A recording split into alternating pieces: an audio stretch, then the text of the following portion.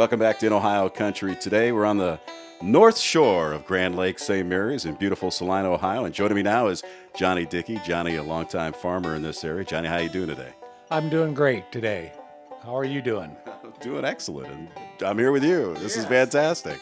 Tell us a little bit about your farming operation here in Salina.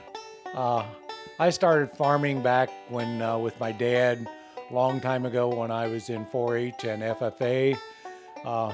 From there, I just continued right on into farming. I went to Ohio State for 3 years in agriculture engineering, so I've got a lot of math background in that to help me figure out things for the farming and different things. And then I just started, kept on growing in farming.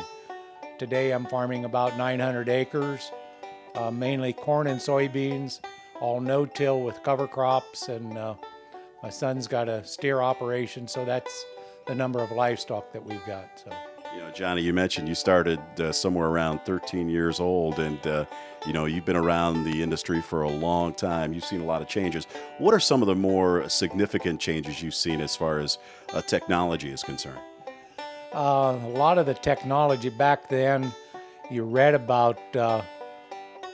One of the first things that I tried was doing a track planting with planting the actual corn in the tracks of the tractor, and this has got me interested in new technology. Some of the new technology that I'm using today is auto steer with my tractor, and then I've actually went with a 2020 monitor with Air Force in that helps my planter do a good job in placing the seed with variable rate and everything. So this past year I went from 30-inch corn rows to 15-inch corn rows. I think it increased my yield about 15 bushel to the acre. So I have increased the population on my corn to get this extra yield. And I think this is where the industry is headed, in getting more and more population out there without squeezing the plants closer together. We have to bring the rows closer together. So, Johnny, I don't want to assume anything as far as age is concerned, but because you look rather healthy and young to me, so. But thank you. Basically, what we're talking about, certain demographics, technology sometimes lags behind. In our previous interview with you, you talked a little bit about getting on the internet and not being afraid of putting that technology to work for you. And can you share with our viewers, based on your demographic, how easy it is to make that transition, especially when you have suppliers like Trupointe that are there to help you get along with that? It's very easy, because all you have to do is just ask your representative at Trupointe about some different things. And I've asked Dick Van Tilburg a few times some questions, and he didn't have the answer, but he went and found them. So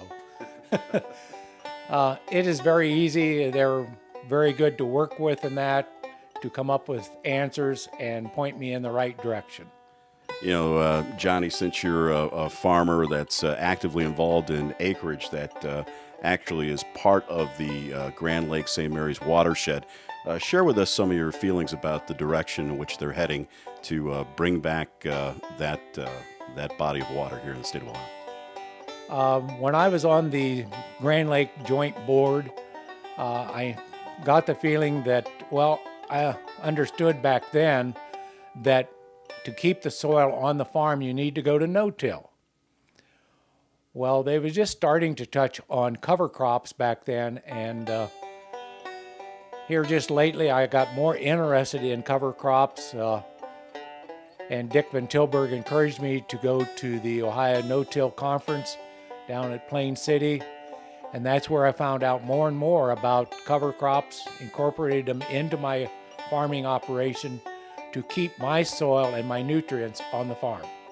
One of the things, too, that we want to remind our non-farmers out there that watch our television show is that the efforts, regardless of the age of the operation or the farmers that are out there, our farmers, especially here in Ohio, are making a cognizant effort to definitely be environmentally friendly and, again, trying to do their best to actively participate in those things that can improve and benefit the environment.